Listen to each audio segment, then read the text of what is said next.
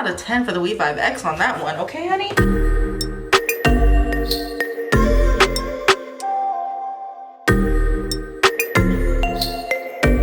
Wow, I'm impressed. I already know that I would love using this for my skincare routine. This is a face massager, it can be a makeup applicator, and it can also be a vibrator.